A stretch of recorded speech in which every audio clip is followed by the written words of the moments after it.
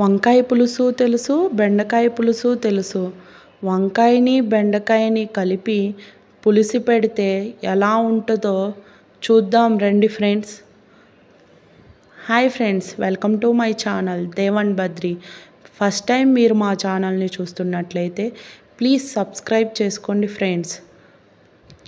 బెండకాయ వంకాయ పులుసుకు కావాల్సినవి మెయిన్గా బెండకాయలు, వంకాయలు, టమాటా, చింతపండు.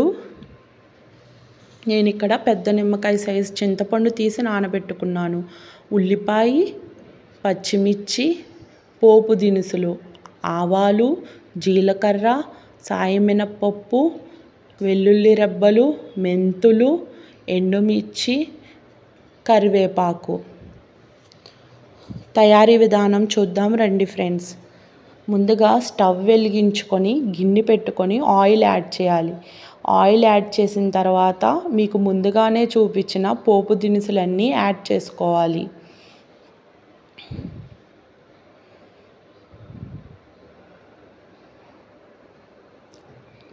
యాడ్ చేసిన దినుసులన్నిటినీ ఒకసారి తిప్పుకోవాలి. అవి వేగిన తర్వాత మనం ముందుగానే కట్ చేసి పెట్టుకున్న ఆనియన్ని యాడ్ చేయాలి అండ్ పచ్చిమిర్చి కూడా. ఇక్కడ నేను ఆనియన్ని సన్నగా నిలువుగా చీలికల్లా కట్ చేసుకున్నాను. ఆనియన్ మొత్తం వేగేంత వరకు తిప్పుకోవాలి. ఆనియన్ వేగిపోయింది చూడండి ఫ్రెండ్స్. ఇప్పుడు మనం బెండకాయల్ని యాడ్ చేసుకుందాం. బెండకాయ మొత్తం యాడ్ చేసిన తర్వాత ఒకసారి మొత్తం తిప్పుకుందాం. నేను ఇక్కడ బెండకాయలను ముందు ఎందుకు యాడ్ చేశానంటే బెండకాయలో ఉన్న జిగురు మొత్తం పోవటానికి. ఒక 5 మినిట్స్ వెయిట్ చేద్దాం. 5 మినిట్స్ తర్వాత బెండకాయలో ఉన్న జిగురు పోతుంది. తర్వాత వంకాయల్ని కూడా యాడ్ చేసుకుందాం.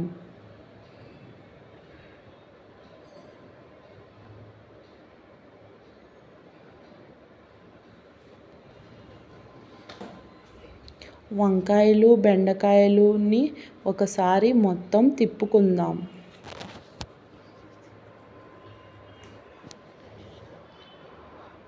తిప్పిన తర్వాత మనం రుచికి తగినట్లుగా సాల్ట్ యాడ్ చేసుకుందాం. నేను ఇక్కడ 2 టేబుల్ స్పూన్ సాల్ట్ యాడ్ చేశాను. ఇప్పుడు సాల్ట్ మొత్తం బెండకాయ ముక్కలకి వంకాయ ముక్కలకి పట్టేటట్టు తిప్పుకుందాం. తిప్పి మూత పెట్టుకుందాం.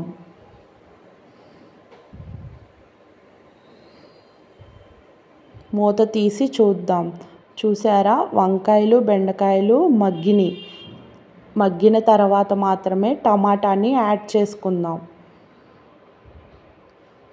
ఒకసారి మొత్తం తిప్పుకొని ఒక 5 మినిట్స్ వెయిట్ చేద్దాం.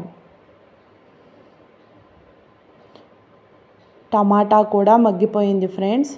ఇప్పుడు మొత్తం ఒకసారి తిప్పుకొని రుచికి తగినట్లుగా కారం యాడ్ చేసుకుందాం. నేను ఇక్కడ 2 టేబుల్ స్పూన్స్ కారం యాడ్ చేశాను. కారం మొత్తం బెండకాయ వంకాయ టమాటా ముక్కలకి పట్టేటట్టు తిప్పుకుందాం.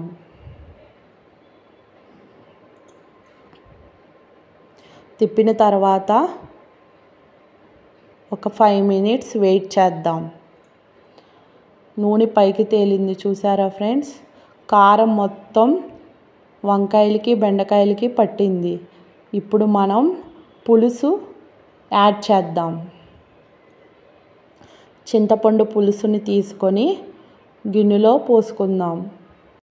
చింతపండు పులుసు యాడ్ చేసిన తర్వాత ఒకసారి మొత్తం తిప్పుకుందాం. పులుసు మొత్తం బెండకాయకి వంకాయకి కలిసేటట్టు ఒకసారి తిప్పుకుందాం. తిప్పిన తర్వాత ఒక 10 మినిట్స్ పులుసు చిక్కపడే వరకు వెయిట్ చేద్దాం.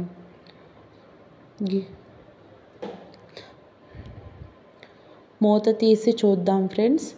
నూనె పైకి తేలింది అంటే బెండకాయ వంకాయ కలిపిన పులుసు రెడీ అయిపోయింది.